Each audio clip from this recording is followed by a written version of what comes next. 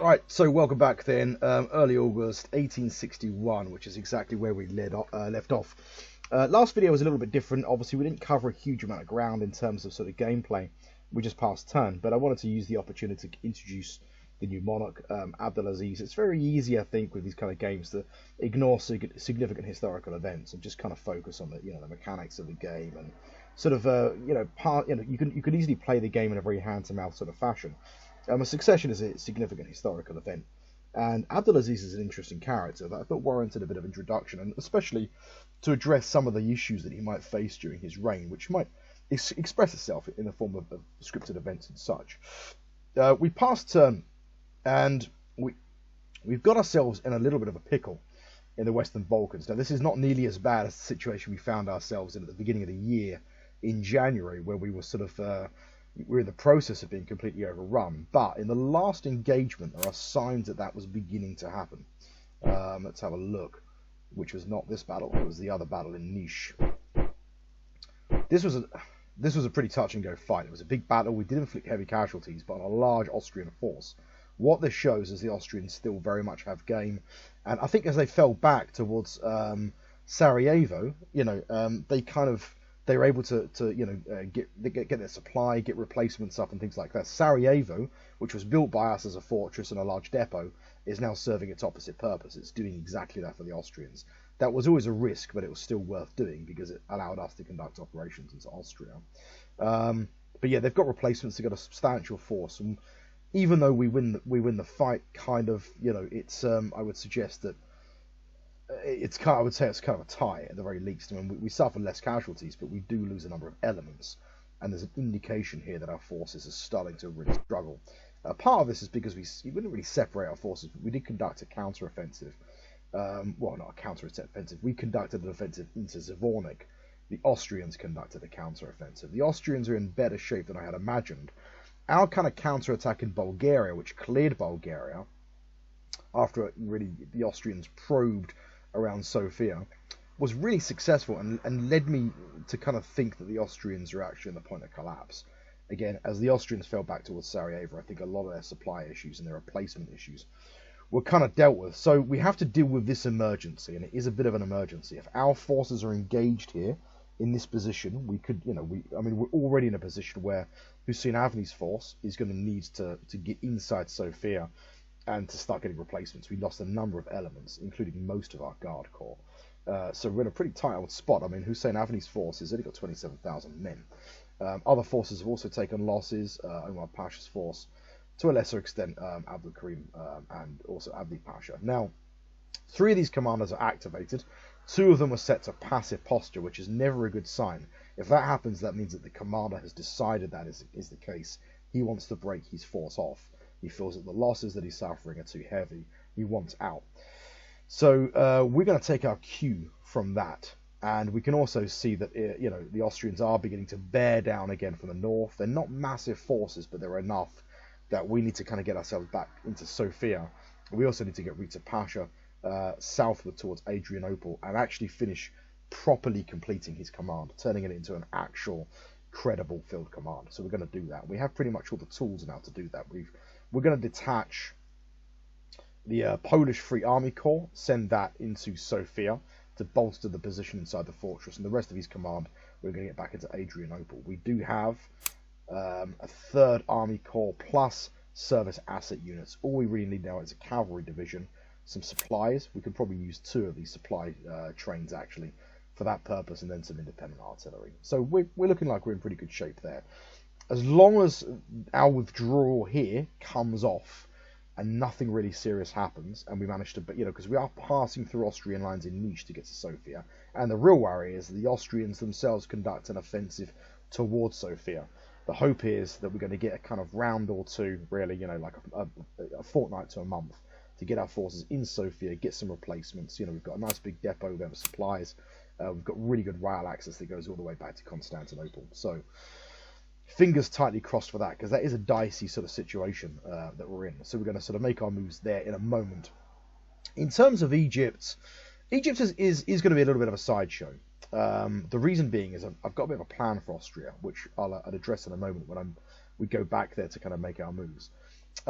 Egypt is at war with us. I mean, our scouting forces in Gazala, we're not seeing anything. I mean, we can see that they have forces, for example, inside Alexandria. They don't look like very substantial forces. These look like kind of militia forces, similar uniforms to ours. That's to be expected. But my thinking is, and this is the only fortress they have, it doesn't look like they have really, really large forces. I mean, it looks like they've probably got a division here, maybe 2 divisions. I think a corps should be able to besiege Alexandria. We're going to keep our intervention in Egypt relatively limited. We're not going to commit massive forces. We're going to sort of see what we can get away with these small forces. If this ends up being a bit of a bigger show than we had anticipated, that obviously changes things. We've got 2 divisions. Well, one division in kind of Judea. We've got another one coming over from Baghdad. It's going to be 13 days. We're going to push that all the way down to Judea, 27 days. Should we force march it? Actually, there's no real point. I don't think we will. We might look if we can use... No point using riverine points. That doesn't give us anything. We're going to supply train with that as well. So we've got 2 divisions in Judea that can move into the Sinai and maybe begin to move into Suez. We've got a scouting force, plus we have the Tripoli division, which has landed in Tobruk. Let's get these guys moving to Sulum. 2 days. Let's do it. Set to an offensive posture, sustained attack. We're going to keep this force to feint probing attack. And we're going to keep that force in Gazala. In actual fact, we'll set them to a defensive posture, I think. So let's kind of test the waters a little bit. Now, there is the option, of course, of also intervening with our Yemen force, the Marine division that we have in Yemen. I've had to think about that. I'm not going to do that. The reason being is the opportunity actually exists now to press to get Yemen into protectorate status. I think that's going to be a really important step. The reason being is, look, for 10 years we've been bogged down in Yemen fighting this unending insurgency. The key thing with protectorate status is it's a halfway house between being an influenced territory, which is what it is, where we have a military presence, we're kind of intervening using different kind of means, using missions and setting up fortresses and stuff like that. It's a halfway house between that and it being a formal colony, which is, it almost functions like a part of our sort of like national body, if you like. One of the effects of protectorate status is it will have a big dampening effect on revolts, because what protectorate status is an admission of the fact that we have sufficient colonial penetration. We've got to keep in mind that colonial penetration is where we use different means. We get missions set up so that locals are attending a church or mosque, so we can have some kind of influence on the population. We have merchants that are buying resources from local tribes, which means that they gradually become economically dependent on us. So even though a large part of the population, many of these tribes, are fighting against us, our colonial penetration is now sufficient that we can bring over some of the leadership, the indigenous leadership of the different tribes that comprise Yemen onto our side, that recognize that they are, they are dependent on us for their kind of economic sort of well-being and so on and so forth. It will have a big dampening effect and will hopefully end this kind of this sort of unending kind of insurgency. It will gradually result in all of these territories coming over to military control as local tribes begin to kind of operate in our interest, if you like. So we'll see what happens with these forces that are actually raised against us, but we're going to make this move, and I think this is a really good key to start off Abdelaziz's reign. It's not cheap; it requires money and diplomats. So it's 225 state revenue, 1 diplomat, and of course that's got to be for bribes and the various costs involved. The hope is it does come off, because otherwise it is a huge waste of money. It's 8 turns, so 2, 4, 6, 8, 10, 12, 14, 16 weeks. Okay, that's okay. So 2-3 months, I guess. We have got kind of Zarif Mustafa Pasha in Aden, the colonial capital. He's going to sit tight. In addition to that, we're going to play a couple of other colonial cards. One is we're going to send merchants to Aden, and once they're established, we are going to begin building a trade post there. We do have a fortress there. I think we're also actually just going to build a military outpost as well. It's 50 plus 5 manufactured goods. What the hell? Let's do it. So we're doling out some money to really stabilize the situation at Aden. Once that happens, that does then free up Zarif Mustafa Pasha's force, hopefully with the cavalry division, to possibly move up the Red Sea and to intervene if it turns out that Egypt is a bit of a tough nut to crack. But what we need to really do in Egypt is to just occupy Cairo. Now, we don't have territorial claims on Egypt. which seems confusing. It seems like it's strange because it's a former colonial territory of ours up into the 1830s and had been a possession of ours since since the reign of Selim I, so like 1520, something like that, where Selim conquered the entire Middle East and Egypt. The reason being is because claims in this game is not based, it's not like sort of European Universalis or something like that. It's not really based on the idea. You can change this in the settings. It's not recommended that you do. You can change it so that at any border territory of anything that you control, you have a claim on, meaning that you can continuously kind of go to war with neighbouring powers if you want. I mean, you can go to war with neighbouring powers anyway. It's just limited what you can press. You can't sort of try and acquire territory if you don't have a claim. So a claim really represents same thing as the kind of colonial, what your colonial sort of your sphere of influence is. It represents what the ruling class or the ruling house, the aristocracy or the bourgeoisie or whatever, the areas that they seek to expand into. And a part of that is to provide you, with kind of guidance in terms of how you play the game, but also the AI. The AI does not follow a historical script as it does in a lot of historical ground strategy games. That's why Austria's gone to war with us twice. Austria doesn't go to war with the Ottoman Empire twice, during this period. The Austrians have a claim on Bosnia-Herzegovina, and they're looking to press that claim. I think in real life, they just intervene without any kind of real bloodshed and quickly kind of acquire the territory. In terms of game mechanics, it'd be the same as them occupying Bosnia-Herzegovina whilst we're tied up elsewhere. We accept it as a fait accompli. They press the claim and in a peace deal, and we just give it to them, but there's no real kind of bloodshed. In this case, they're pressing the claim and we're fighting for it. The kind of claims that different countries have will, dictate their foreign policy to some extent. They won't always go to war at the same time. They'll go to war subject to various other factors, like their ability to prosecute a successful war, what their national morale is, what they assess your strengths are, and stuff like that. If I suffer a massive defeat and lose 3 of my commands, there's a pretty good chance other powers, countries like Russia, which will have claims, for example, on Constanta. Russia, incidentally, actually has a claim on Constantinople, amazingly, because that was a real Russian claim in the period. The Ottoman ruling house, the ruling elite in the Ottoman Empire, doesn't want to expand the Ottoman Empire. That is not its ambition in the 19th century. It wants to hold on to what it's got and to really colonize the Arabian Peninsula, to kind of consolidate the interior, colonize the Arabian Peninsula. And you might think, well, why would the Ottomans want to reacquire Egypt? Well, if they were playing a computer game, they probably would. But in real life, the Ottomans really got out of a really difficult situation fighting Egypt. And I mentioned in the last video that the Egyptian army was really the most advanced part of the Ottoman army. The Ottomans maintained a really large force in Egypt. Probably the biggest field command outside their main army around Constantinople. One of the reasons being is because Egypt generated quite a lot of tax revenue, and it was easy to maintain that force locally.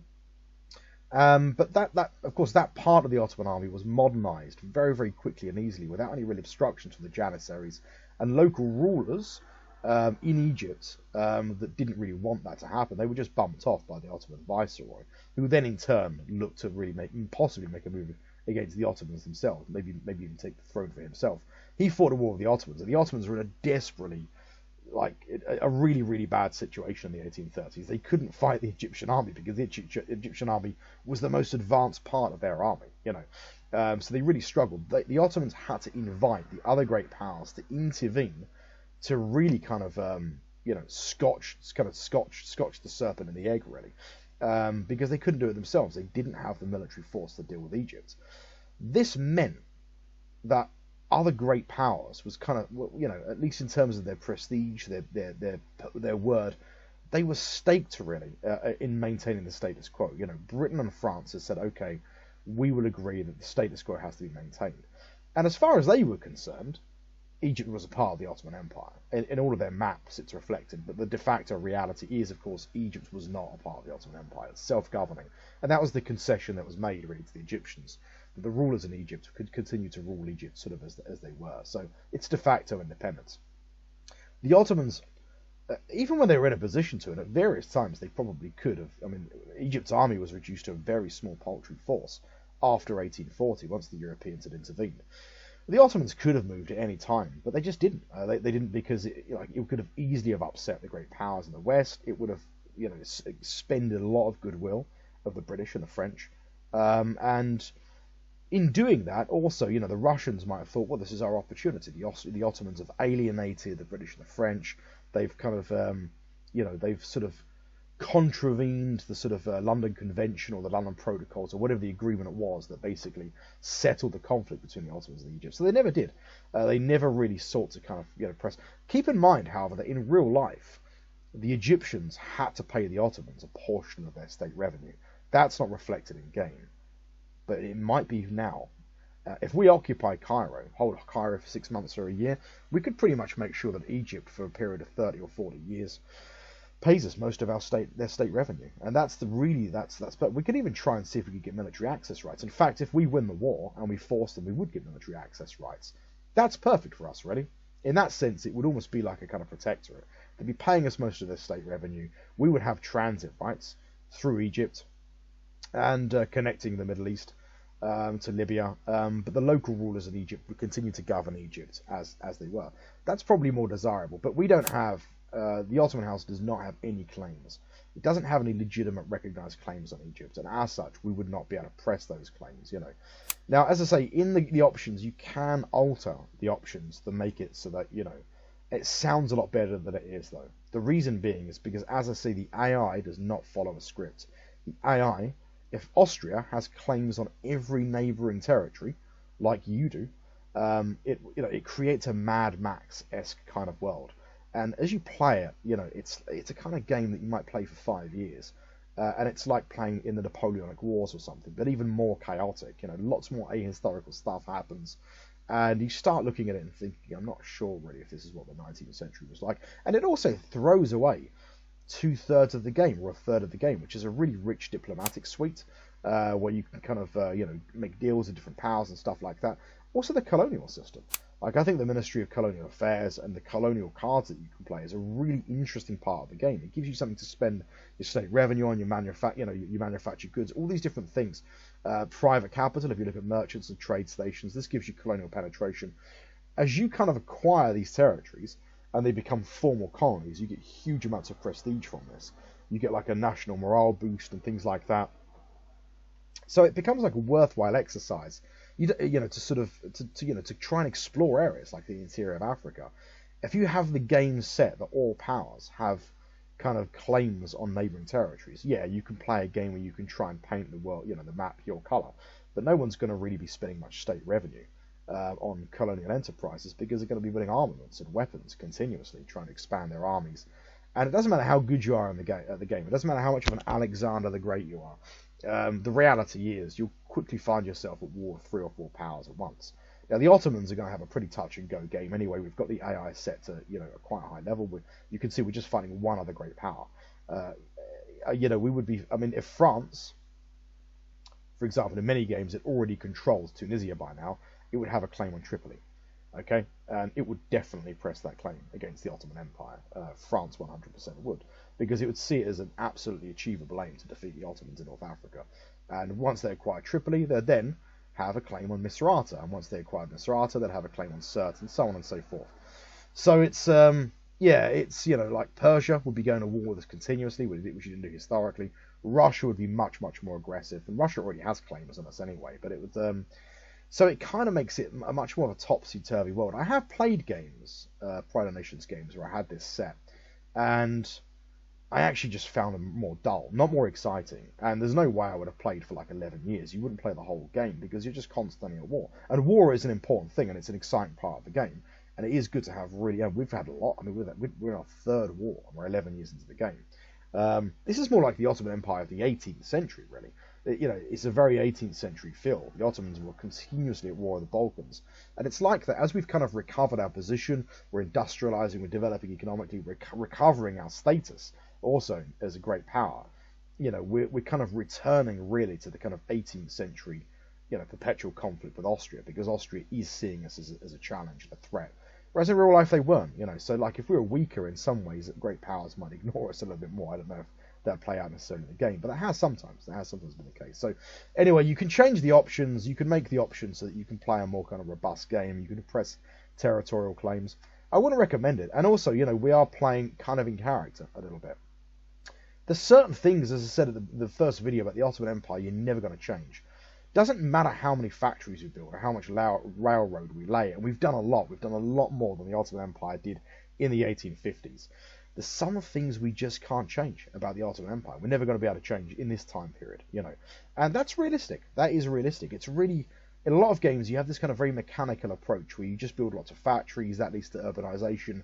That leads to an increase in the literacy rating. That leads to an increase in research, And before you know it, 30 years in, you're the Ottoman Empire and you're a massive capitalist entity that has kind of like holds sway over the world economy. Wouldn't happen in real life, It just wouldn't happen. I mean, a good example is the Soviet Union, in the mid-20th century. Okay, the Soviet Union was a planned economy and engaged in a massive period of rapid economic development, okay?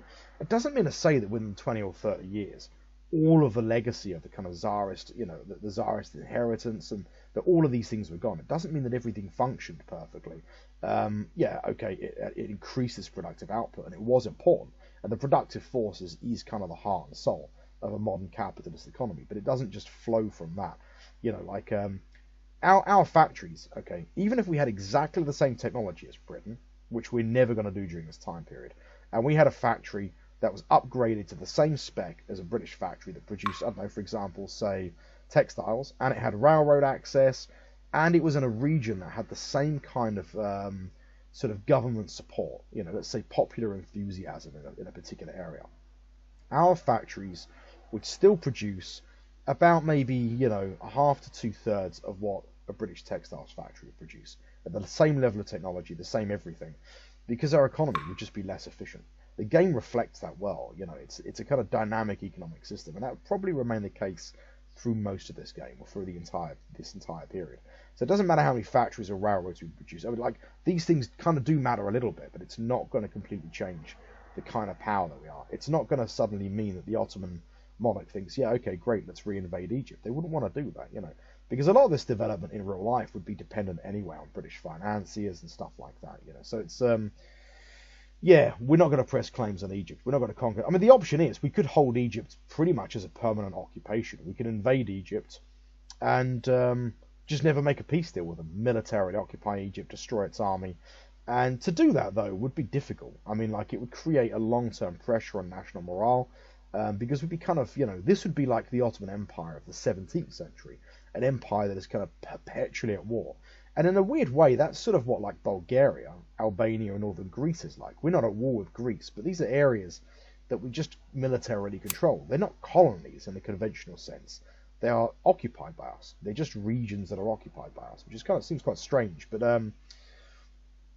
it sort of is what it is, really. It's kind of our early modern inheritance, But they're not kind of areas that, like I say, they're sort of. It's like a military occupation. We could kind of convert Egypt into that. And there would be a ruling elite in Egypt that would be constantly at war with us. It'd be like your men, except we would never be able to turn Egypt into a protectorate. Egypt, you can't colonize every region. You can't just colonize a place because it's in Africa or because it's in Southeast Asia as well. That's another thing to sort of remember. The Ministry of Colonial Affairs, I'm rambling a bit and turning this into a kind of what's like a tutorial type video. But one of the things to bear in mind is that the thing that determines whether or not you can colonize a region isn't whether or not it's outside of Western Europe.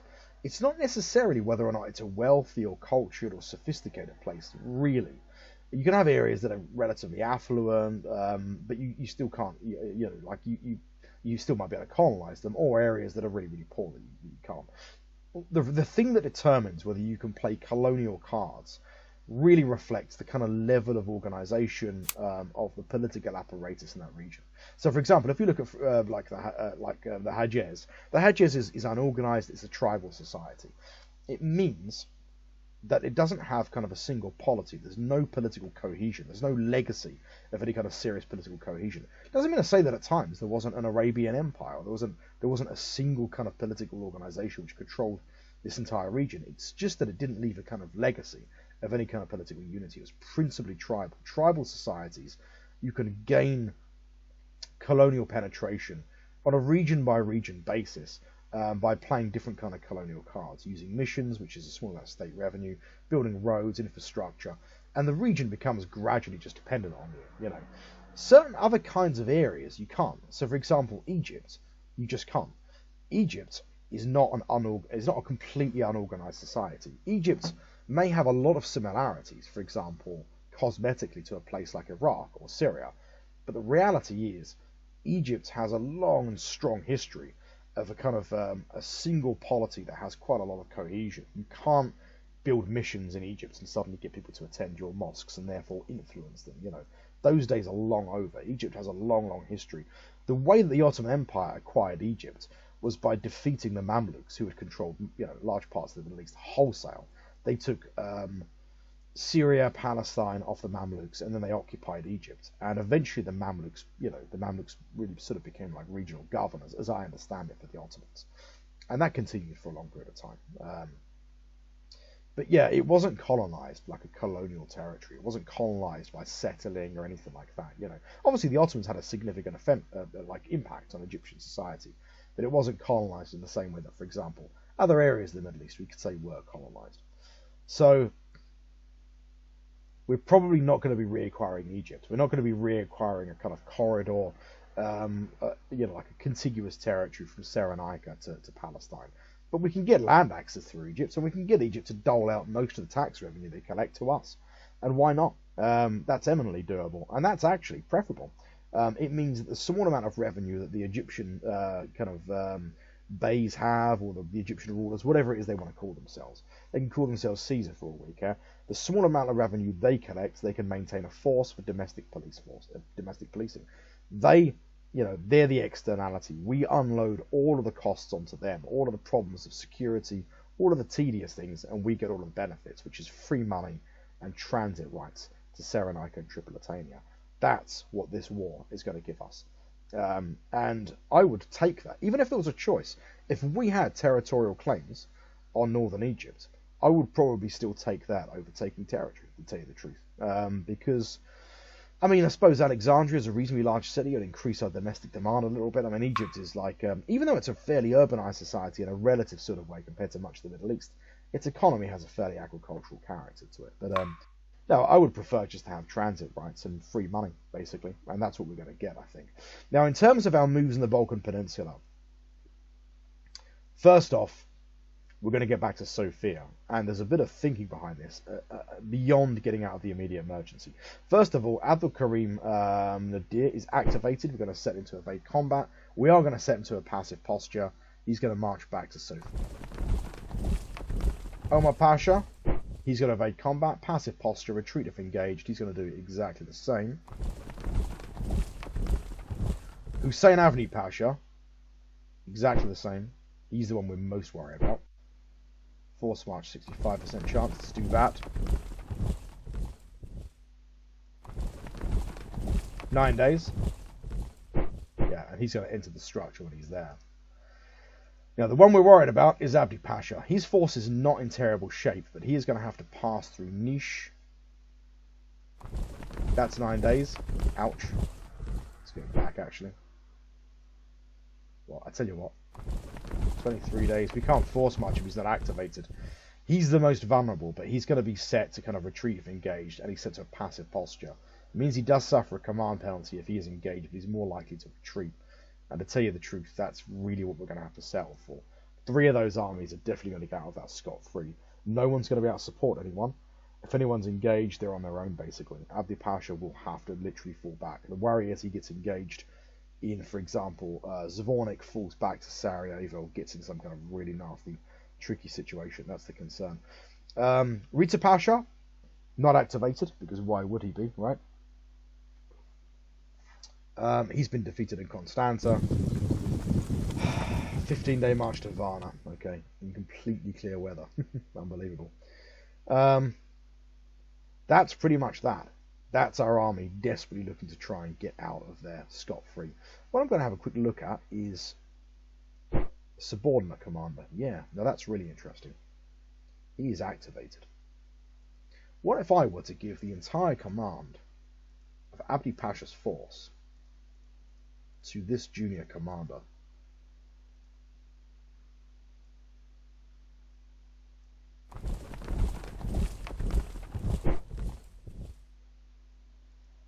He is activated, so we can evade combat, we can force march, what would happen if we used him? This is one of the reasons why it's good to have structured commands.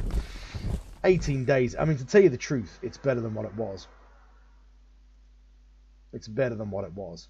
I think we're going to do that. He would experience a significant command penalty.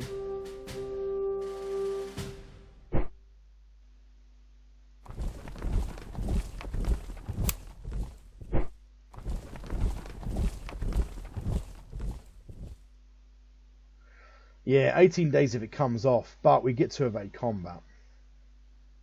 So we're going to do that. Abdi Pasha's just going to march on his Todd. He should be okay. Unless he gets killed or captured or something, that would be bad news. But I mean, his journey's significantly reduced because he's not moving with a force, so it's 6 days. That's good. Right. That's what we're going to do. Now, the plan is, I've been giving a bit of thought to this war today. And you know what occurred to me? Our national morale, well, it was 120, I think, not long ago. Yeah, 120 last turn. It's now -2, +/-1, plus return to neutral value, +1 for war weariness. So we lose like 4 this turn. We're at 116. Austria's national morale is 95. It was like, I don't know, 92, 93 or something last turn.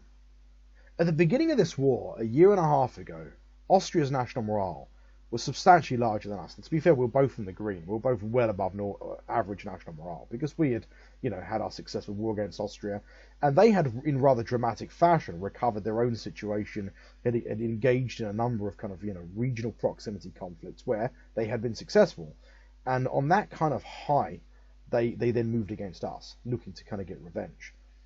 They must have lost about 30 national morale in the last year and a half, I reckon. I'm sure they got involved in about 130, 140 national morale. We're about 110, 115, 120, something like that. We've maintained our national morale, while the Austrians, their national morale has gradually atrophied. Now, every time we've tried to go over into the offensive, we've kind of got it a little bit wrong. We've misjudged how weak the Austrians are. The Austrians do have a lot of reserves that they're able to draw on, and every time we think, yeah, we've got them, it's it. And the reason being is because it always feels like after a big battle, God, 180,000 casualties, 120,000 casualties. How long can this go on? And you kind of think, well, yeah, they're just casualties. A lot of those casualties will include walking wounded. Now, walking wounded during this period can die, but a lot of those will just they'll rotate back into the line once they've received some field medicine, which exists. We know that the Austrian Forces, for example, have field hospital units, as do we. It just accounts for wounded. If you have 180,000 wounded, it may be the case that they only have 50,000 dead. I mean, that's still a lot. But this means that in the entire war so far, say if they've had 800,000 casualties in a year and a half, it might mean that only 200,000-300,000 have been killed. That's still heavy casualties. But Austria could continue fighting, losing those kind of numbers for a period of time, I think. They've not lost millions of men or anything like that. It's still a really, really bloody war, especially for 1860. It's kind of American Civil War sort of rate of losses. It's definitely very heavy. Probably even bloodier than the American Civil War, actually, I'd say. But yeah, so it is a colossal kind of, semi-industrial conflict.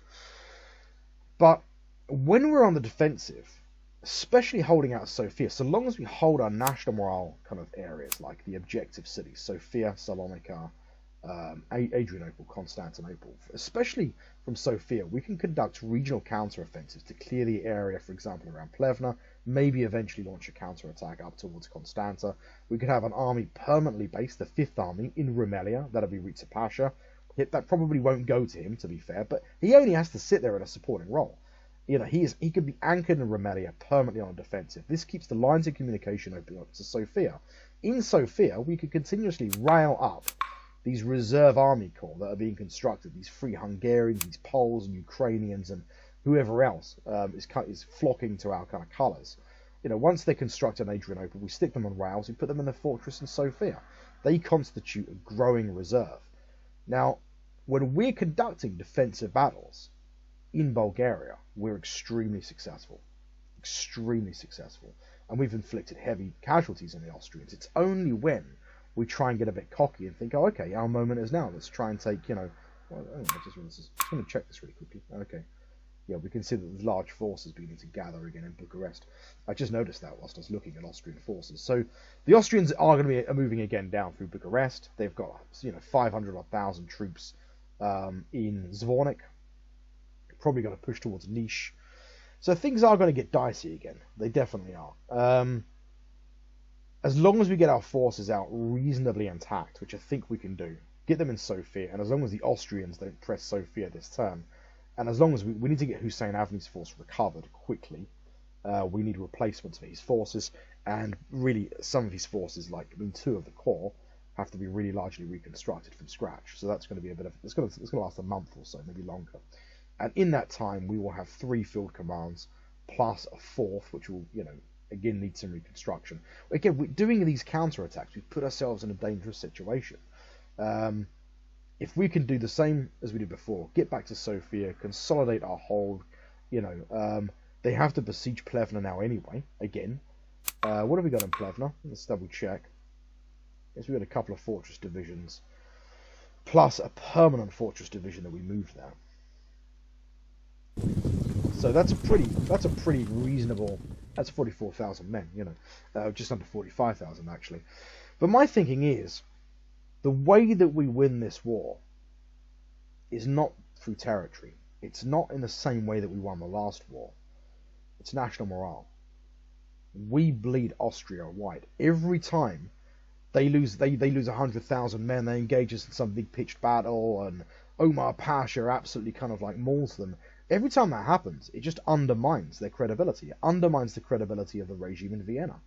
Every time they're defeated by the Ottoman Turks, there's the sick man of Europe, and they're given another hiding in Sofia or Plevna or wherever the hell it is, in Zvornik.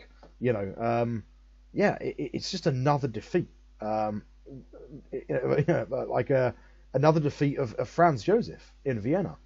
And they had a lot of national morale. They had they were well into the green. They began this war with a lot of political capital that they could spend. They spent it all. They had room for mistakes. They had they had a margin for error, and they've spent all of that. They're now below nominal national morale. Once that gets to 75, 70, they're going to start facing revolts. They're going to start having all kinds of situations. Before you know it, it's Finland Station, and the aristocracy being lined up and kind of gunned down in the streets. And the Austrians won't want that. It won't matter whether they control Bosnia when that happens. It won't matter if they're in Bucharest. Once that happens, the combat effectiveness of their forces will begin to dissolve. Doesn't matter how many reserve units they've got. They can have 700,000-800,000 men. They can have 1 million men scattered across the frontiers of the Ottoman Empire. If they have 70, 75 national morale, their position in Italy begins to fall apart.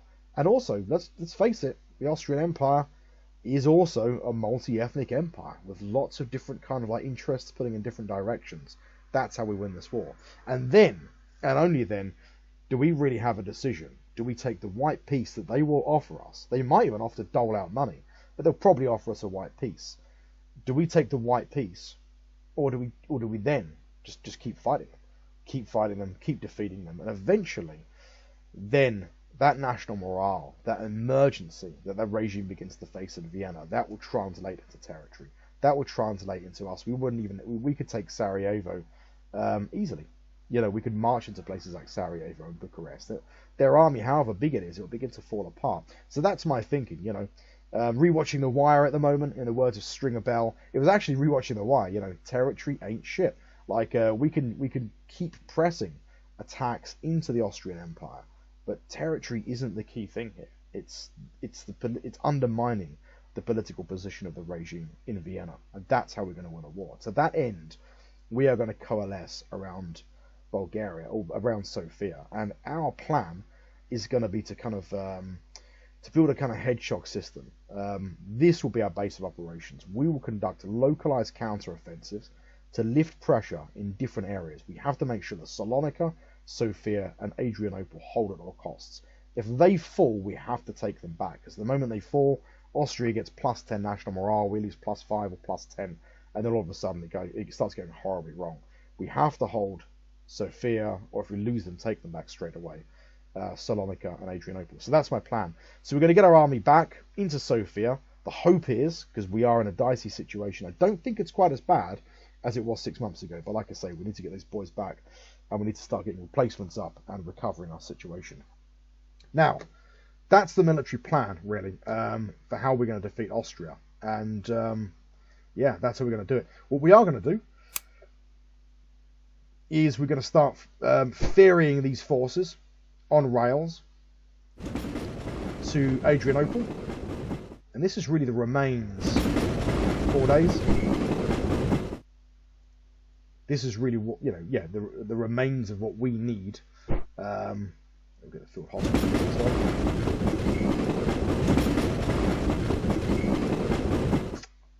And what else can we move on rails? Military police. Yeah.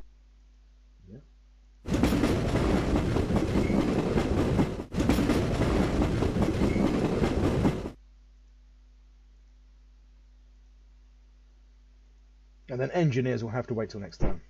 We'll move the engineers in late August. And then we need a cavalry division. Now, we have enough officers, but I'm going to leave it a fortnight because we need a little bit of... We always want to have a little bit of margin of error in case something happens that results in officers. We do... One thing we have to bear in mind is that this is kind of constant turnover. The turnover reflects attrition, which is where most of our casualties come from. Disease, things like this. It also reflects, obviously, men that are just discharged from service.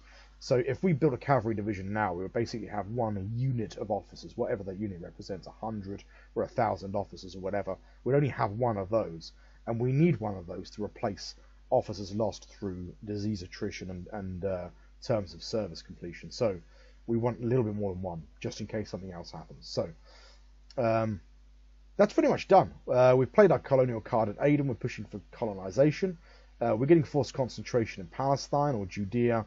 We've got the scouting brigade in Gazala. We're moving the Tripoli division from Tabuk into Gazala. And we're going to hold tight in Yemen for the time being. We've got the Persian Gulf fleet moving into the Red Sea to conduct operations there in support of what eventually might be the use of... I think I've accidentally clicked Ministry of Colonial Affairs. Yeah, I have. Once we've got protectorate status, then that should hopefully free up Zarif Mustafa to use his cavalry division, his marine division. That's it for now. I think what we will do as well, we've got these Italians.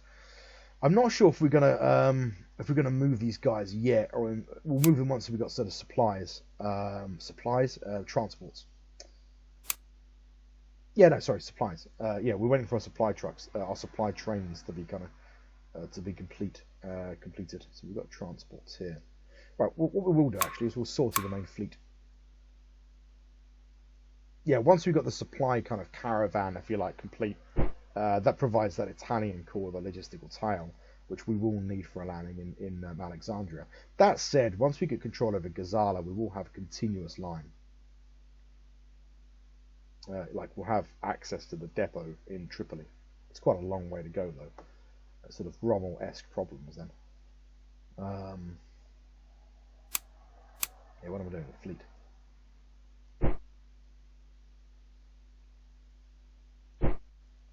What is going on?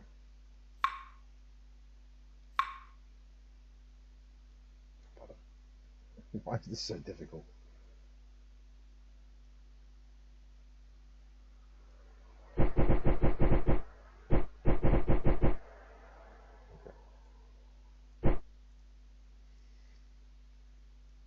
Right, let's sort the main fleet. We're going to get these guys off of the coast of Alexandria.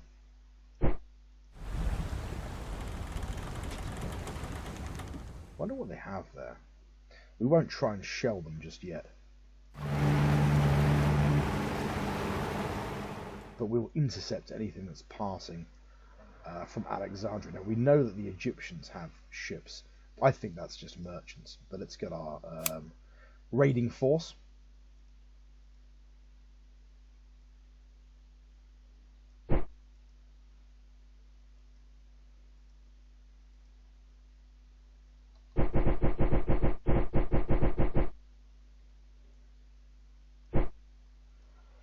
Irritating game bugs, right.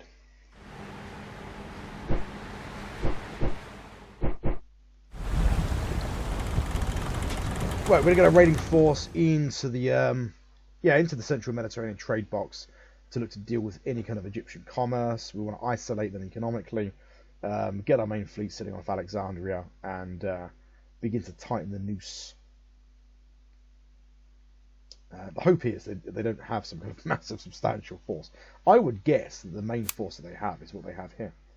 That is 2 divisions, though. I reckon they've probably got about 50,000 men there. I mean, that is all of that force combined is about an army corps. So we might actually need to get a leader for these Italians. That's the only other thing that I'm thinking of. Maybe Rita Pasha. I mean, he's dead wood, but all he's got to do is command the force, sit in Alexandria, and besiege the city. And yeah, I mean, it's you know, I think he could do that. Or we could even, no, we don't want to, because they have got, you know, the Yemenis have got a pretty sizable force there. We need our commander in Aden, I think. Right, one thing we are going to do before we pass turn is the new monarch is going to make some diplomatic moves. Now we're going to be spending a diplomat. Let's just check Austria. We're not going to offer peace, but we what is it? War score -2, so we don't have any kind of right. Now Britain, what have we got going at the moment? We're going to give Britain supply right for its ships and transit rights across our territory. It's a temporary thing. Well, it's temporary. It's not temporary, but we can retract this at any time. The purpose of this is it doesn't really cost us anything. We've ample supply and ammunition. We're happy to supply British shipping if it passes around the Arabian Peninsula. You know, we don't want Britain getting any kind of colonial penetration, but that won't be subject to this. That won't increase their ability to kind of develop any kind of colonial penetration in the Persian Gulf or Kuwait. What it does is it costs us nothing and it bolsters our relations. One of the problems with increasing the size of our army, frenzied military spending and this kind of thing is it puts pressure on our foreign relations. We need to keep an eye on that. And our relations have declined from a pretty high watermark of about 80. You know, they're at 22 now. They're about 80, 70, 80, I think, around the time of the Crimean War, you know, 5 years ago. So we're going to give mutual supply right, or not mutual, give supply right to Britain. That's one thing we're going to do. The other thing is we're going to propose. See, I'm tempted to promise local support. The problem is France will find itself in wars. And they're not necessarily wars that we want to fight. So, you know, what if we promise local support, France goes to war with Austria, gets its ass handed to them by, not Austria, but Prussia, and then Prussia has transit rights through Austria anyway, and all of a sudden we're fighting the Prussian and Austrian army at the same time. So I'm reluctant to do that. I think I'll propose a state visit to France, though. That's 3 diplomats spent, because one of them is also a colonial sort of protectorate move. Right, pretty long kind of turn then, really, in terms of rambling and stuff like that. But, you know, there's some plans that I've been kind of considering, and I thought it was worth sharing them with you. Let's set our exports. Okay.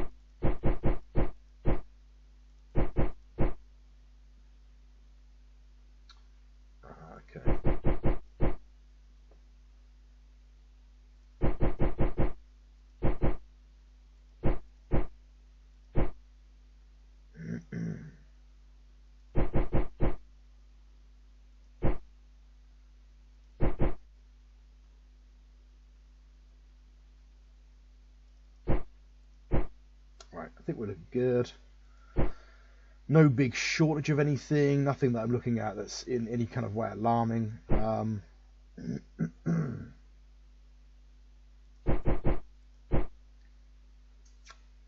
Yeah, everything looks pretty decent there.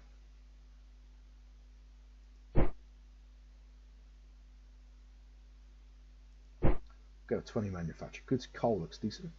Or okay anyway, not decent. You know, it's not great, but right, good. Let's check our assets balance.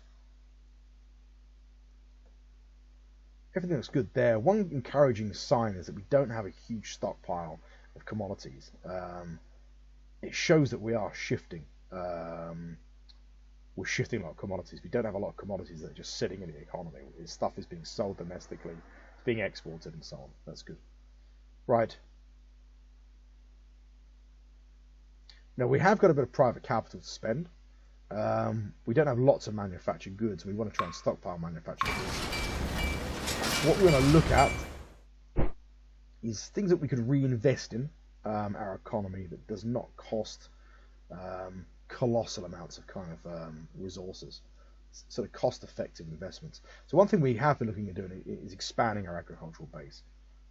One way that we do that straight away is by building cereal farms, fruit plantations, fishing ports, and so on. So we're going to build a cereal farm in Beirut.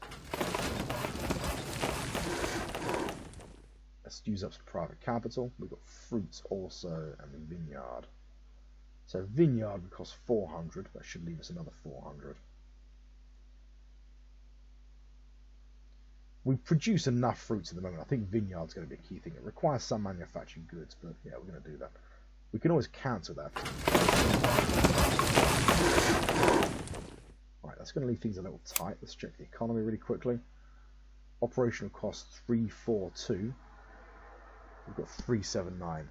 That should be okay. Look, if it's not, we get 1% inflation, but we've got really rapid economic growth. I can live with that. You know, 2-3% inflation is kind of nominal. 1% is really, really good. We don't want to drive costs up too much, but I'm fairly happy with that. I mean, a vineyard, you know, we've got some really good agricultural development happening, focused around Syria and also Baghdad. So we've got a cereal plantation in Baghdad, one in Aleppo, a vineyard in Latakia, a cereals farm in Beirut. And then we'll be looking to kind of maybe looking at some dye quarries, cereal farms in Samaria and so on. So yeah, good stuff. Happy with that. I think that is pretty much everything now. Let's just check the rest of our reports in case there's something that I'm missing. Economically, it's a pretty decent round, I think. Well, not sensational, but it's okay. Check out other reports very quickly.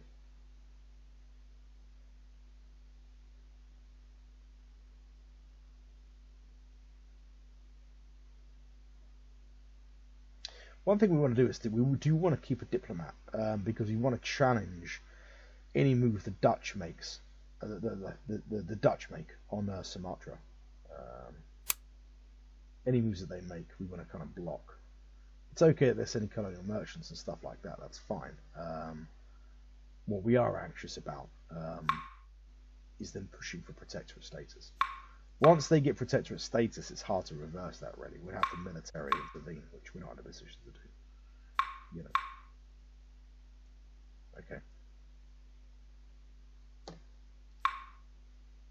know. Okay. Right, that's it. Fingers really tightly crossed then for the move back to Sofia, the strategic withdrawal. I'm going to put you on pause. We'll click past turn. We're in early August, so we'll see you in late August on the other side. Okay, welcome back then. We're in late August, we've passed turn and no big engagements, which is exactly what we wanted. We didn't fall back in the area that we wanted to fall back because the Austrians pushed through Niš, they sent a force up through Sliven, reinforced their siege at Plevna. They've kind of dissipated their forces a little bit, which is good. It's very good. And but it forced our forces to fall back south in order to, because they set to a passive posture and to not engage any Austrian forces, so we're in pretty good shape. We still need to get Hussein Avni into a fortress with a depot. To that end, he's going to fall all the way back down to Salonika, 7 days, evade combat, and he's going to get inside the structure. His force needs time to get serious heavy-duty replacements to reconstruct some of these forces. The other forces managed to receive replacements as they fell back, especially because they're in a supplied area, they're quite close to depots and fortresses and this kind of thing. So Omar Pasha is in pretty good shape. His force has received most of its replacements. It's not missing any elements. Its command is structured. We can actually do something with his force with the support of Abdul Karim Adir.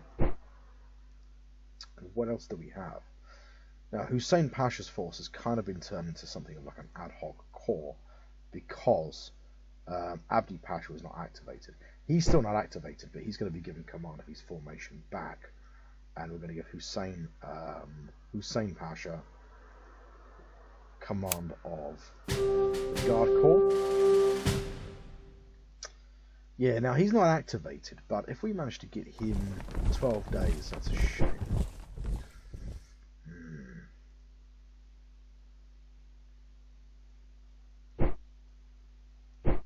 Okay, so Abdul Karim Adir is not activated either.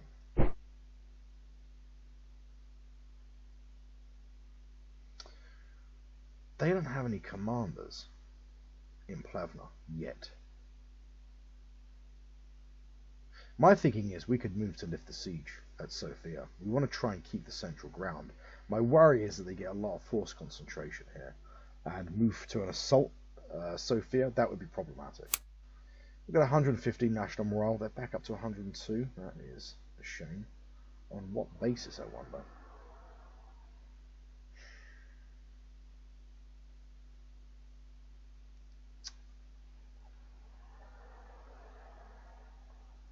I mean, we can support. So Abdul Karim Nadir can support from... it's a shame because Hussein Avni is activated.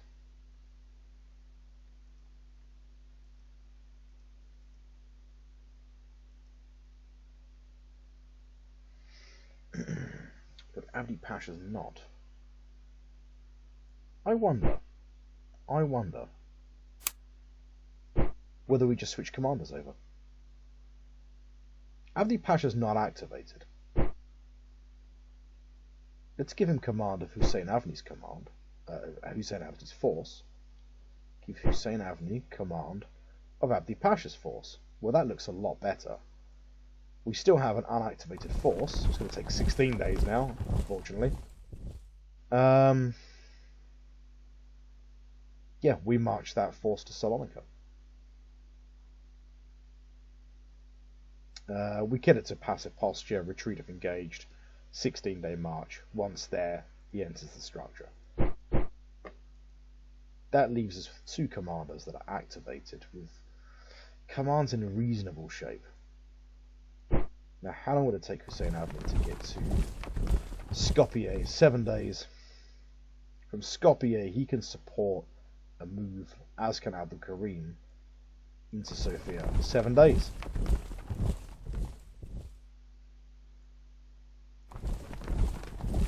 11 days.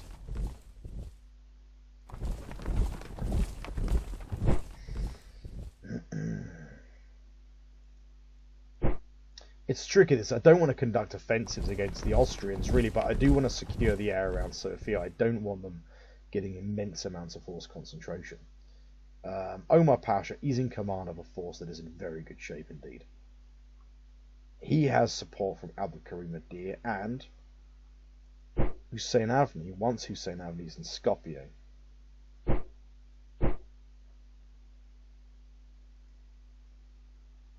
we'll conduct a sustained attack. 7-day march. If the Austrians get massive forces in Sofia, we don't want to get totally mauled. So Omar Pasha is at liberty to break contact if he thinks it's not going to come off. He is crossing a river, after all. Now he does have sort of pontooners, engineers, this kind of thing, so that shouldn't obstruct him too much. He does have support from 2 additional commands also, both of which are going to be set to a defensive posture and to retreat if engaged. We're going to play this careful. So we switch commanders over. Abdi Pasha then is set to a passive posture. He doesn't offer support to anyone. He conducts a sustained march towards Salonika. It's 16 days. That's a shame. Would have liked it to be faster, but anyway. Rita Pasha, 13-day march. He's not activated. To Rumelia. Yeah, I mean, we're just going to have to... There's nothing we can do about that, really. It's just going to have to be a 13-day march to Rumelia. It's just 2 weeks at a time per territory, you know. Now, inside Adrianople... Why did I do that?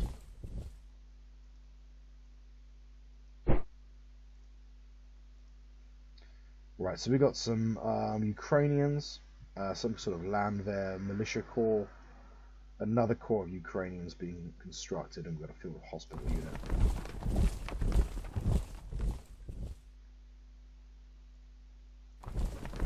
6 days. Let's detach the Poles, and let's march them all the way. Force march, enter structure, evade combat. There we go. That's a bit more like it.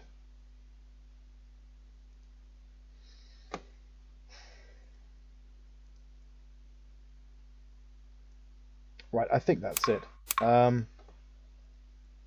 We attach one of the supply convoys to The Italians, the Italian corps, that Italian corps, we are going to move to Alexandria, I think. We send the rest of these up to Adrianople, 19 days. Put them on rails, enter the structure when they're there.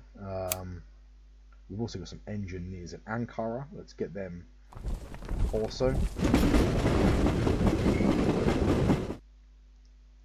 Okay, so we get force concentration in Adrianople. We're beginning now almost to assemble the Fifth Army. You know, think that was destroyed in what, January, late August. We're behind schedule in truth. I would have liked it before then.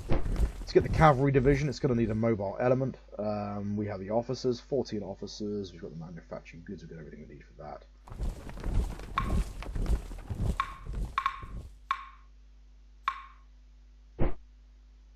Okay. And that is pretty much it. Guns. 4 officers. We'll hold off 4, 5, 6, 7. We'll hold off with guns for now. All right, let's get the Italians. Let's get the Italians at Alexandria.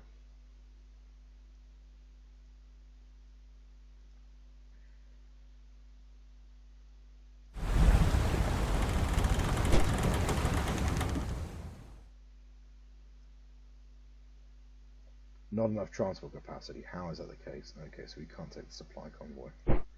Wonderful. We don't have the lift capacity. What have we got then? 1452. And they're 16. Oh, for Christ's sake, I wish I'd thought of that. Well, I think we're going to be okay.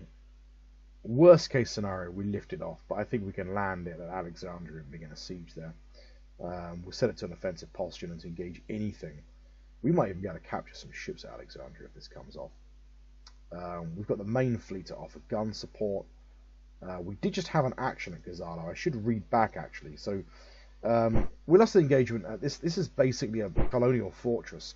We kind of made a mistake in landing a marine force here. It stoked a bit of a colonial revolt, you know, in kind of Jambi and whatever the Sultanate is, and they don't really want our presence there now. Doesn't look like they want the Dutch there either. So no, okay, that's not true. They're happy with the Dutch being there.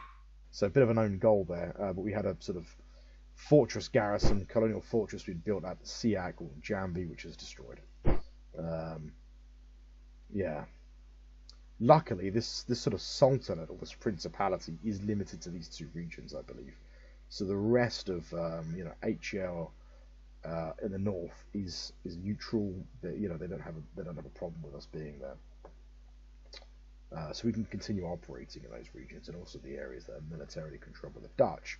We can actually operate in those areas because it's not Dutch territory; it's Dutch influence. They just happen to have military control in those regions.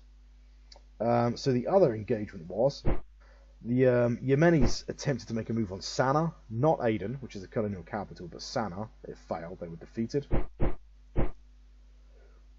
Good to see. I mean, they moved in with 3,000 against the combined force of 6,000, and they got a bloody nose. First blood against the Egyptians. This is nice to see. So our reconnaissance force of light cavalry engaged infantry brigade, and we defeated them. Inflicted 1,500 casualties. Only took 153 ourselves. That's good to see. I mean, you know, all of our forces would have had some experience by now. Probably at some point this cavalry brigade would have been involved in suppressing some colonial revolt or something. So we have the advantage of forces with some experience. So that's good. We want to try and hold Gazala. We're moving in a division then from Solun, and we want to move in the Judea division south, 21 days. We've got another division on the route, the sort of Baghdad division, that's 12 days away from Jerusalem. And we've got the Red Sea Fleet sorting, and what a completely pointless, you know, utterly pointless. I mean, they've sustained damage due to heavy weather, and they're completely disorganised. Absolute cock-up this has been. Right, let's get over to dock in Aden. Why not?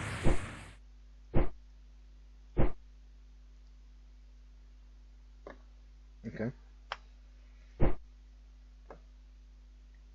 Right, that's it. That's our military moves then. We're going to conduct a limited offensive towards Sofia with a view of lifting the siege there, and try and create really a safe base to bring all of our forces to and hold this region. This will allow us to conduct counter-offensives towards Niš or Plevna or wherever. But I want us to hold the centre ground, and Omar Pasha is definitely the man to do that. So, okay. Let's check out other reports really quickly, make sure there's nothing very significant. So we've got a vineyard cereals. We don't have inflation, which is good to see. Placements out, good.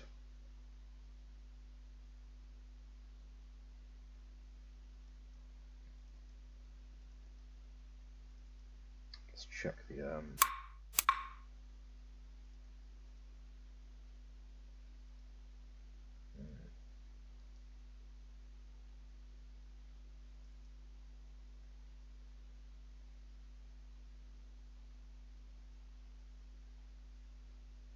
well, let's actually finish what we're doing here. We're sorting the transport fleet. Let's just get the Italians on it.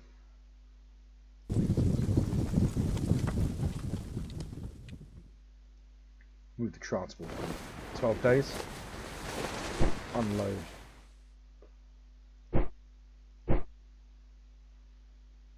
Unload Alexandria.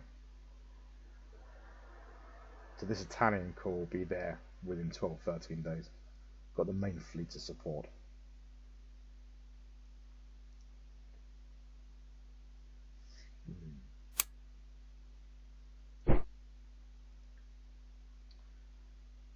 Okay, so Zvornik has fallen.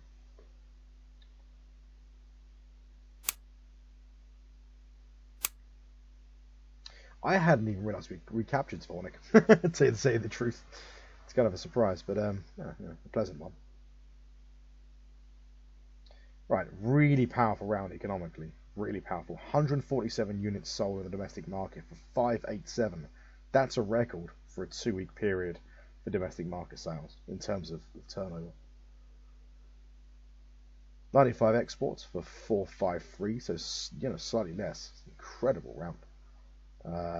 Imports 40 for 80. Really, really good. So we've given supply right to the British. Britain has received tensions casus belli against France. Has received a casus belli. There could be a major diplomatic incident between Britain and France. That would be interesting. In the next fortnight. We'll keep an eye on that.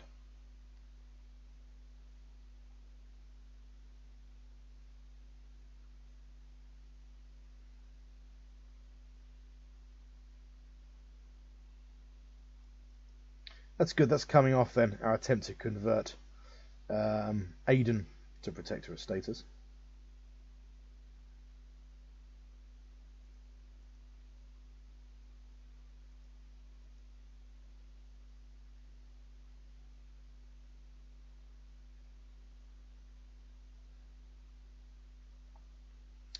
Okay, that's pretty much it. Yeah, so Sofia's going to be key. He's got support. He's got 2 armies backing him up, so he's going to have like nearly 300,000 men. As long as he can survive a couple of rounds of combat, which I'm sure he can. He is crossing a river. The weather's favourable, however. And in theatre,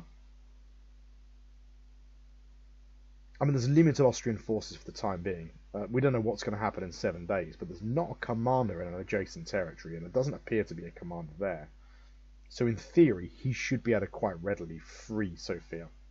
Yeah, to clear the area, frankly. And then that would provide the basis, as long as Abdul Karim Nadir is activated, he gets to rest this entire time to reorganise his force. He can then move up into Sofia. Hussein Avni's going to have to basically recover in Salonika and then work his way back up. And Abdi Pasha, Abdi Pasha, Hussein Avni will be in Skopje in 7 days. He gets a whole week to recover as well after that march, so that's pretty good. Right, going to put you on pause, going to pass turn. In fact, let's really quickly check our exports, which I didn't set. Glad I checked it now.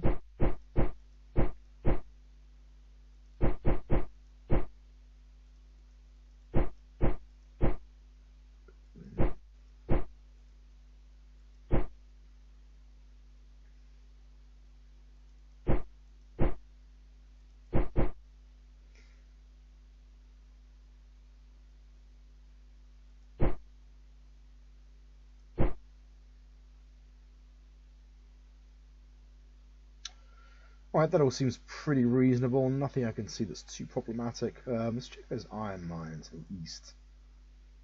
There's a lot of kind of simultaneous economic development happening. You know, the iron mines are actually all complete. So let's go to our assets balance really quickly. If we stop exporting iron, there we go. We are self-sufficient in iron. Stupid I've been importing. I think only for a couple of turns. But that's okay though. We could even begin looking at exporting iron at some point. In fact, what the hell? Let's start doing it now. And we produce a pretty tidy surplus of iron now. Let's make sure we've always got 60. Yeah, that's good. We've got 20 manufactured goods for export. Right. Let's go through the rest of our assets balance. That's pretty tidy, no inflation. Good to see. Let's check our strategic reserves. Yeah, that's decent enough. Okay, we go with 1 unit of light warships parts. Done. Late August, going to pass the turn. We'll see you in early September. Right, welcome back then. Early September, and yeah, decent enough turn that. No major upsets, no serious problems. Omar Pasha does what he's expected to do. He moves into Sofia, engages what is only an army corps size force, clears the area fairly comfortably. In fact, it's less than an army corps. They had something like kind of a division, almost like a mixed division, besieging Sofia. We inflict 3,500 casualties, take 1,500 ourselves. I think it's a brigade then, and a reserve formation that's been whittled down by the looks of it. That's pretty good, and the main thing is he secures the central ground in Bulgaria, which is what we want. That's the key thing. Now the Austrians conduct an assault against Plevna. It fails, but it gives an indication of the forces they can bring to bear. So they've got about 400,000 forces now, which is a mixture of forces that they pushed in from the west through sort of Agosta, and that's joined that force. They're low on supplies. Again, they have supply problems, and our intelligence in Bosnia, which is quite good, shows that the forces they have inside Sarajevo, they currently have supply problems. Now this supply thing, this might be a long-term effect of our kind of the devastation that we wrought on our economy. They have to import their military supplies. They don't produce military supplies. So this is interesting. They have a large army. We can see that they have the 40th Army, which is comprised of, we don't know exactly what, but regular formations, artillery, supplies. That looks like an army-sized force. I'm gathering maybe 100,000. That might be remnants of the forces that we took a chunk out of, that they're sitting there trying to get replacements. And that's interesting. So the AI is playing a clever game, the Austrians. They're trying to get supplies, they're trying to get replacements, but they are struggling. Their forces are dissipated, but with von Wimpfen in, I think he's in Constanta. Yeah, he's able to basically provide support. He's the theatre commander for this region, and that's about 400,000 men. That's the main Austrian threat at the moment. That's good, because that kind of gives us the elbow room. That could quickly change to reassert ourselves in central Bulgaria. And from central Bulgaria, we could retake Plevna or conduct a counterattack against Niš or wherever else. So we've got Omar Pasha there. We've got line of communication secured. We've got Riza Pasha in Rumelia. We've got the additional army corps plus provost plus a field hospital force. That's going to be added to his formation. We have engineers, which are going to be brought up. 5 days. There's no point moving them on rouse. 5 days is fine. We need to deduct an army corps, and we need to send that south to Adrianople. 9 days, that's fine as well. Forced march, what the hell, why not? Evade combat. That's going to enter the structure. That's going to receive replacements. Yeah, engineers going up. What else do we have in Adrianople? Okay, so we have supply wagons. 4 days, we'll move those up.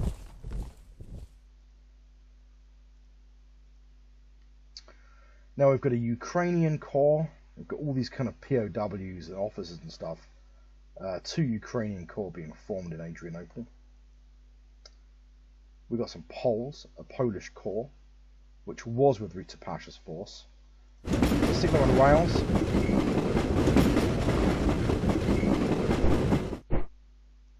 Let's put them in Sofia. Now we want to start bolstering our position here. Actually, before we move anything, Abdi Pasha's command, which is the most kind of damaged of our field commands, is a day away from entering Salonika. And he's going to have to sit tight to receive. He's going to have elements built from scratch, receive a lot of replacements. Now, he's got quite a large supply train. The thing that makes sense to do here is to detach some of his supply formations. Still 1 day. Put those in Abdi's force. We'll take his empties. Put them in Abdi Pasha's force. Because Abdi Pasha is going to be in a position to resupply completely in Salonika.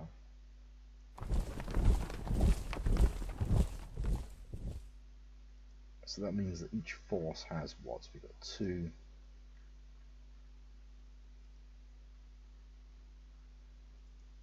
Okay, we'll put 1 empty with because both of these will be filled up anyway once they get to Sofia, sort of thing. And Omar Pasha's okay, right? Fine. So Abdi Pasha's a day away. What else have we got here? 47, 48. Yeah, there's nothing else I think we want to do. One thing we might consider doing at some point is building an additional cavalry division for Abdul Karim's command. Not just yet. But we need to get 2 of these armies now from sort of Macedonia or Skopje up into Sofia. 6 days. Fine. We're going to start setting to sort of hold at all costs. Yeah, we'll set to just a regular defense, actually. Regular defense for now. And Abdul Karim's in a good position to move also. 12 days, that's a shame. Okay. But if that all comes off, we'll have 3 commands in Sofia, plus a reserve corps, which is what, Hungarian Free Army Corps, plus Polish forces coming up also as a kind of reserve. That's good. We don't conduct any offensive this turn. We consolidate our position in central Bulgaria, and we begin kind of sorting. We begin sorting Rita Pasha's force out. Begin kind of getting it in some sort of shape. Right, good. This was the supply train we were going to add to the Italians, wasn't it? We can't use that now. But we could maybe move once we've unloaded in Alexandria. Okay, they're behind schedule. But once that force is unloaded into Alexandria, we could maybe move our transports north, pick those up, bring them back down, and that provides a bit of supply. Now, not everything was kind of hunky-dory. We had our first defeat against the Egyptians. That's a surprise. But we have very modest forces in place. So let's go through the actions. Austrian assault against Plevna fails. We get a national morale point for that. We clear the area in Sofia district. That's good. And no significant forces were kind of brought into the show there. Egypt launches an attack. That is an entire division. That's 1,200 or 12,000 men. 4-line infantry against our division. We inflict 3,300 casualties. We take 3,000 losses. That's a 3-round combat. That's interesting. Okay. So we've taken our first defeat. Those guys are falling back. We'll keep them on a defensive posture, but we'll keep to retreat if engaged, and we're 3 days away. Defensive posture, retreat if engaged. We want to kind of obviously get some replacements, get some supplies up, and we'll look to move on Gazala again. This is kind of the main point of this, is to just draw their forces away from the center of power, away from Alexandria, away from Cairo. Okay. 10 days. We've got another division. 24 days, fine. Set to defend and retreat.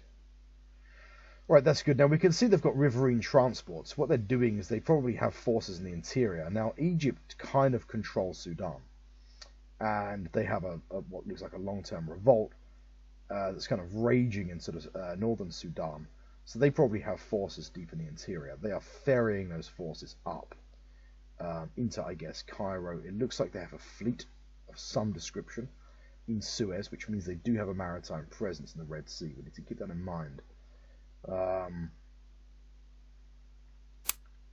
They now have, let's have a look, a sort of conscript brigade, militia brigade. Their militia, their conscripts, interestingly, wear Ottoman marine style uniforms.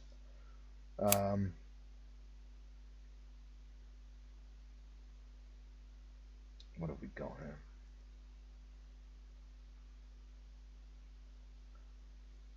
Yeah, so they've got mixed forces in Alexandria. The idea is we want to just besiege Alexandria.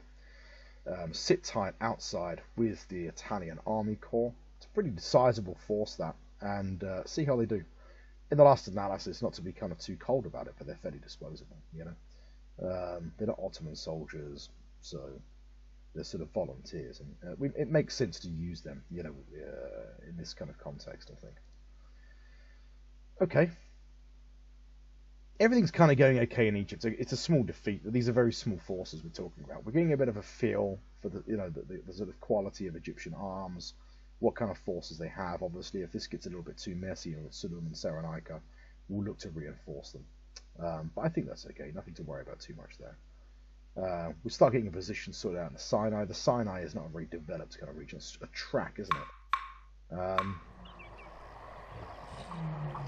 Actually, it's probably not the opportune moment to start building a road in the Sinai, not until we have absolute kind of security there, because that is something that will be disrupted if the Egyptians move to occupy it. Let's see what forces the Russians have got on the frontier. That's good, just garrison forces for the time being. Fortress. They have some regular forces, but mostly defensive forces. That's a very well defended fortress. We should keep that in mind. Yeah, the Russians. I mean, the real blessing, really, for the last kind of couple of years, is that the Russians have been bogged down in some kind of adventure in Scandinavia. I mean, you'd thought that they would have secured a peace deal by now, but I don't know. It depends what it is they're asking for, I suppose. Maybe the Swedes are just saying no. I don't know, but it's fortunate. That isn't to say that Austria, it's not beyond Russia that they would consider fighting us and Sweden simultaneously. After all, it's Russia, you know, it's a big power, but not so far. I think that's it. I think one thing we might consider doing, if we can, also is that some of these corps that are in construction, like these Ukrainians, we're not in a position to move them on rails yet. Anyway, actually, even the forces that are sort of most of our rail points are taken up. So we can start funneling these forces into Sofia, because they can be constructed there. They don't have to be constructed in Adrianople. And the more forces we have in Sofia, the more of a reserve that we can call upon if Sofia is attacked. That's it in terms of our military moves. Let's check our other reports really quickly. Now, we haven't managed to engage any Egyptian merchants, which is curious. I think it's because they pulled them, that's why. I mean, the Egyptians are only going to have merchants in the Med, I think. So,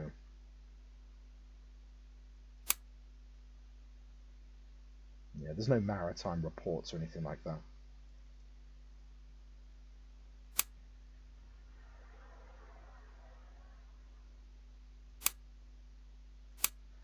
Well, let's check the economy. Another strong round of exports we can see for the private capital that we have, and that's all taxed. All these transactions are taxed, especially with the imports and exports, because we've got a really kind of we need to address this at some point. We have fairly stiff tariffs in place, which we've had since 1850, and the purpose of that is to kind of, you know, really protect our kind of domestic market from kind of foreign capitalists. So it's to really kind of insulate our economy and allow for us to, you know, make as much capital as possible meeting domestic demand. That does put pressure on foreign relations, and we have had stiff tariffs in place for 10 years. We might look at relaxing them very slightly, bringing them down to about 35%, something like that, in the next couple of years. It's something we need to consider, because powers like Britain, France, you know, the United States, they sort of frown on that a little bit, really.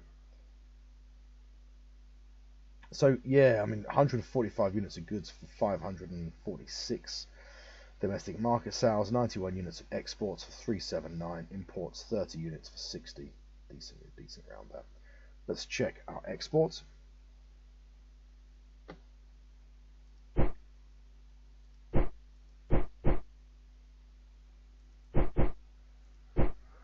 We'll keep exports set for 20 on manufactured goods.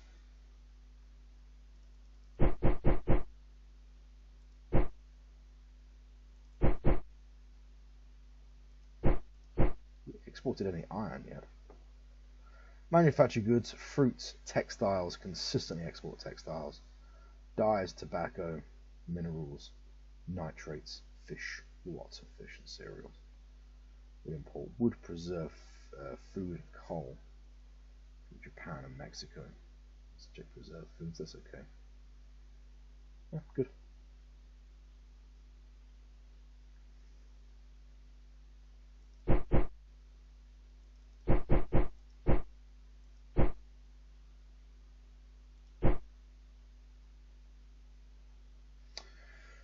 Okay, that's all fine.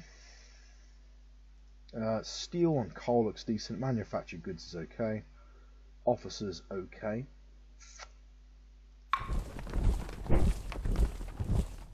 We've got state revenue. We've got spare officers. Let's start putting us with guns for Rita Pasha's 5th Army.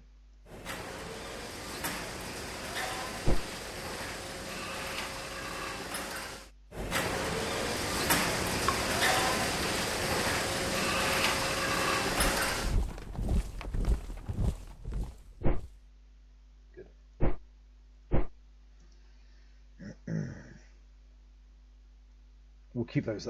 We'll keep the supply train in Smyrna to support the Italians if need be. It's tempting to move that to Rita Pasha's army, but we won't. Right, so we got Hussein Avni, who took over command of Abdi's force. We switched the commander because he's more capable. We didn't want him sitting in Salonika for ages. He's moving up to Sofia, 6 days, 12 days for Abdul Karim. Abdi Pasha is going to be in Salonika in 4 days, and he is set to enter the structure if he does that. We're set to evade combat, passive posture. He needs time in there to sort of reconstruct his forces. Omar Pasha's set to defend, standard defense, until we're really tight. And that's it. Poles moved up to, going to be moved up to Sofia. Rita Pasha's force is being kind of assembled. We've subtracted a corps that requires replacements. Good. That's it. Let's just check the rest of the reports, make sure there's nothing else. So France declined the state visit. Official statement indicated they believe our strong military is a threat to world peace. So that's one of the problems of being a war and building lots of military units. It puts pressure on foreign relations. It doesn't go unnoticed. So,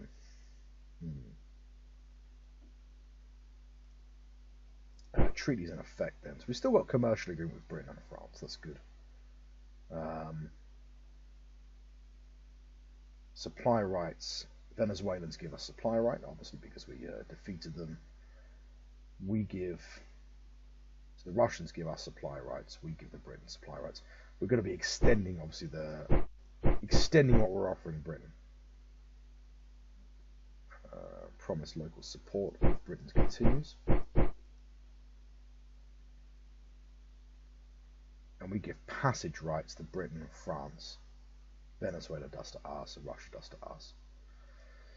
Okay. I think that's it. We're going to put you on pause, past turn.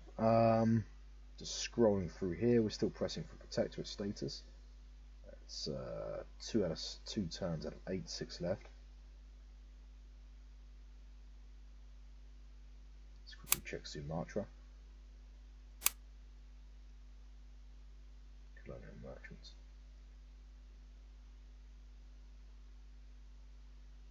No, nothing else to worry about there. Yeah, going to put you on pause, past turn, and we'll see you in late September. Right, so past turn, it's late September, and let's have a look at the reports and see what's going to happen. Well, no significant developments in the Balkan Peninsula, but, I mean, insofar as there's no significant engagement. But we're now seeing Austrian forces, many of which were being resupplied in Sarajevo. Some forces still there being resupplied. There's a reserve corps here. So you've got Clan Gallas. This force looks to be largely reconstructed and supplied. And we have a full Austrian army under the command of Karl Ferdinand, now in Niš, comprised of 2 reserve corps, 2 regular corps, 1 light corps, well, about 7 army corps basically. It's a fairly large force. It's going to be like 300,000 men at a guess, now assembled in Niš, and it looks to be in good shape. That's a force which has obviously received supplies and replacements in Sarajevo and is now being pushed back down in the west of Bulgaria. That on its own wouldn't necessarily be a problem. In addition to that, the Austrians at Plevna look like they're in a slightly better condition. They have supplies. It looks like they've probably rotated forces out. They've had replacements. Now that force on its own is probably about 200,000-300,000 men. Plus, if we attacked that, you'd have probably a combined force here of about 400,000 or 500,000. Now the question here is, we have Omar Pasha activated. We've got 3 commands of about 90,000-95,000 men each in Sofia, plus 2 army corps inside the fortress as reserve. We've got some Poles and some Hungarians. Now we could simply sit tight here and wait for the Austrians to attack us, which they might do once Niš falls or once Plevna falls, but either one of these commands attacks Sofia, the other one supports it because it's an adjacent force. It can march to the sound of the guns. That's a combined force of 600,000, 700,000, 800,000 men. That could be tricky. It would be okay if we had Abdi Pasha, who is now in Salonika. He's going to have to receive replacements. He's going to be there for some time. He's got like pretty much an entire infantry corps has to be reconstructed, plus the guard corps is like 2-3 elements. So he's going to be there for the duration, probably for a month or so. Rita Pasha, for his part, can provide support from Romelia, which bolsters that force slightly. His force is comprised of raw conscripts, however, and he is light, both a cavalry division, support artillery, and a 3rd corps, because the 3rd corps has been subtracted, has been taken to Aden, because that also requires replacements. So we're kind of caught between a rock and a hard place. A part of me thinks let's do a Napoleon kind of move, stop these forces uniting. We can conduct offensive in either direction. My instinct says west. Even though the force in the west looks larger and healthier, our intelligence to their rear is reasonably good. Now, at the moment, we don't see any support forces, which means if we engage that force, that can't be supported from Plevna. So we're engaging like 400,000 men, but we get support from the formations that are in Sofia. If we can do a nice set piece at Niš, it is rain, we're marching in rain. I mean, if it's Omar Pasha, he's what? It's a 9-day march. We conduct an offensive. We try and nail that force. It wouldn't be a small battle. We're always going to be rolling the dice, but he gets the support of 2 armies, basically. So he's going to get 300,000 just under men against maybe a force of 300,000-400,000. It's almost force parity against the commander that is an inferior commander to Omar Pasha, both in terms of his stats. He also is a 2-star general, I think, so he gets a 20% penalty. He would get a 20% penalty if he's a 3-star general with a force that large. So the force configuration is not terribly good. So that is an option. We could do that. We move west with 1 command. With Omar Pasha and Niš, he can still provide support to Sofia if any forces move against Sofia, but it stops those forces uniting and gives the western command a bloody nose. The problem with moving on the eastern force is we're not just fighting the force of Plevna. He can call on a fairly substantial command, which is gathering. We can see they're getting replacements in Constanza. So the Austrians are building up a big old force. Scores and objectives 394. Yeah, they've got a lot of their field command now kind of ranged against us in the Balkans. They've got a smaller force here holding in Montenegro under the command of von Wimpfen, I think. I'm not sure. So I don't know. I need to think about this. It's not a move I can make straight away, but yeah. Or we just sit tight. We still might win a defensive fight if we sit tight, hold at all costs. We've got 2 corps inside that we can call upon. We could even move one of these corps that's in the process of being constructed, one of these Ukrainian corps. It's a division, it's divisions worth of men at this point. And they've got the larger one, it's only 2 elements short. It's got a pretty decent combat value. we could move those on rails to Sofia also. That's another corps that provides defensive support. So we need to have a think about what to do here. Do we sort of strike in one direction just to kind of like force them back, stop them uniting kind of thing, stop them bringing all their forces to bear at once, or not? Now the other thing is Egypt. The Italians haven't been delayed. Remember, when we dispatched that force, it was meant to be 12 days. You know, they land on day 9 of this term. So they're unbelievably delayed, which means that, by the way, the length of time they're at sea means that they become disorganized and this kind of thing. And they get absolute drubbing. The landing in Alexandria is a complete cock-up. It gives us an insight into the size of the Austrian force there. 85,000 men. That's much more substantial than I would have thought. They inflict 18,000 casualties, take 1,600 prisoners. We inflict 5,000 casualties. We can see they've got 18 infantry regiments, 8 militia regiments, which is like conscripts, coastal artillery battalions, 8 of those, steam transports. Where the hell are they getting steam transports from? Yeah, 4 steam transports, or 4 flotillas of steam transports, light coastal gunboats, and 4 squadrons of frigates. And that's in Alexandria alone. Now, we've got forces, because of the remnants of this Italian force, we get some intelligence on the surrounding territories. So, to the south in Giza, they have a force comprised of a regular formation, I'm guessing a brigade or a division, plus a supply detachment, plus we can see in Giza they are constructing an infantry battalion. So yeah.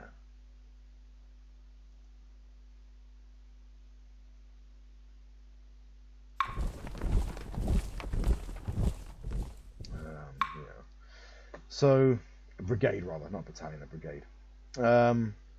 In Cairo, again, they've got mixed forces, different kind of columns, probably mostly kind of brigade sizes, maybe some division size formations. Egypt is going to be a headache. I can see it already. The annoying thing with Egypt, right, is if we had one of these field armies spare, one of these field armies with pretty much any one of the commanders, even Riza Pasha, if we had one of those forces of about 90,000 men, if we got any of those forces, just one army would literally deal with all of this. You know, this is mixed small forces, but it's going to be a headache. It's going to be like Yemen on acid. It's going to be an absolute pain in the arse. I can see it already.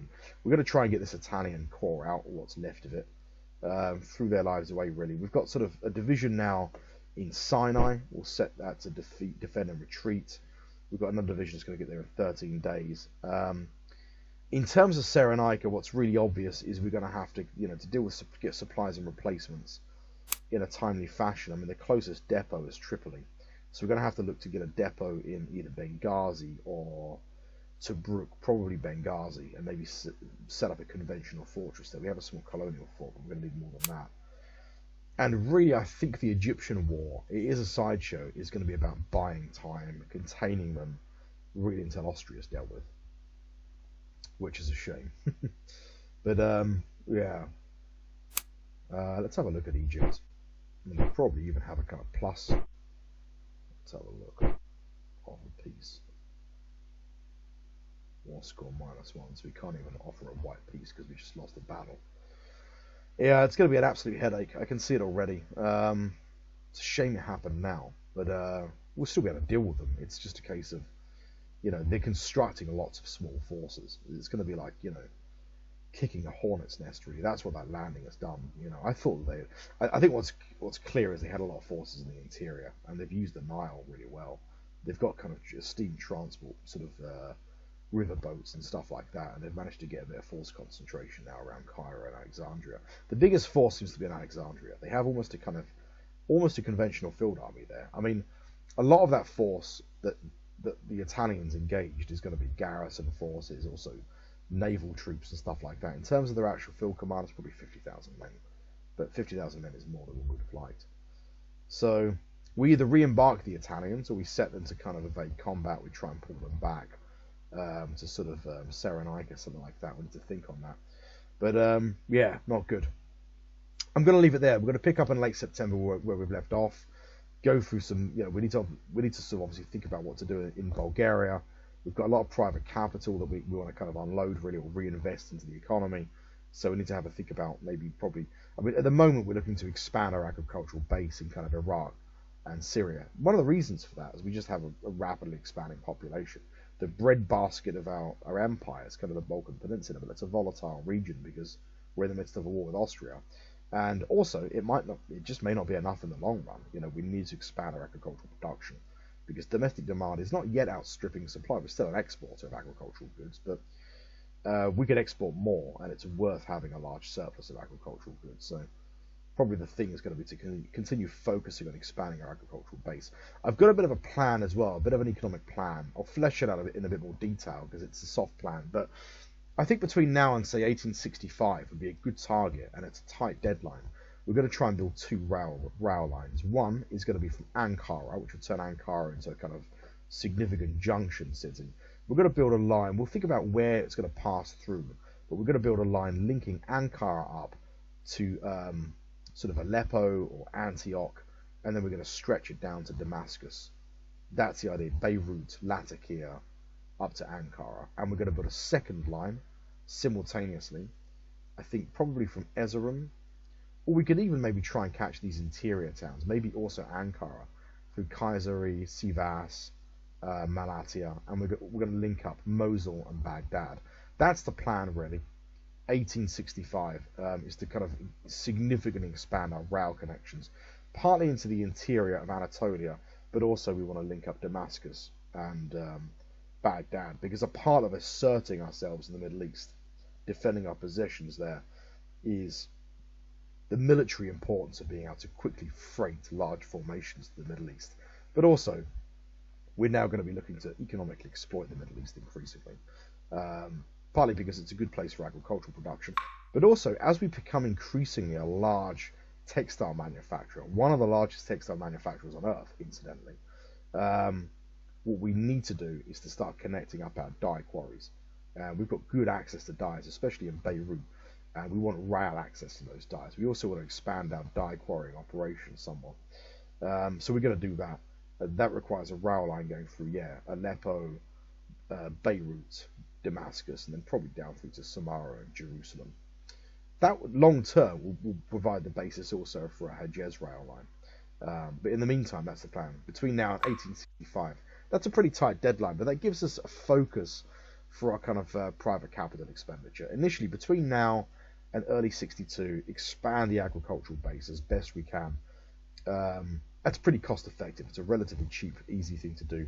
We're consistently exporting manufactured goods. The difficulty is once we start building rail lines, that very quickly eats into our manufactured goods and steel. That requires steel imports. We still have a furnace being built, actually, don't we? It's not yet complete. Steel and manufactured goods would require periodically to import them because rail lines are expensive. They're not just expensive in terms of private capital. They require, they require sort of material, steel, and manufactured goods. And the more rail lines we have, the more locomotives we have, the higher our coal consumption. That's the other thing to keep in mind as well. And we pretty much just about break even in terms of sort of coal production at the moment. So that would again put us well into the bracket of being a net coal importer. And without really the means to do much about that until technology allows for us to upgrade our coal mining operations, which is probably 5 to 10 years off, frankly. So food for thought. But I'll leave it there. Late September. We'll pick up, again late September where we're leaving off. And that's it. Thanks for watching this video, and I'll see you in the next one.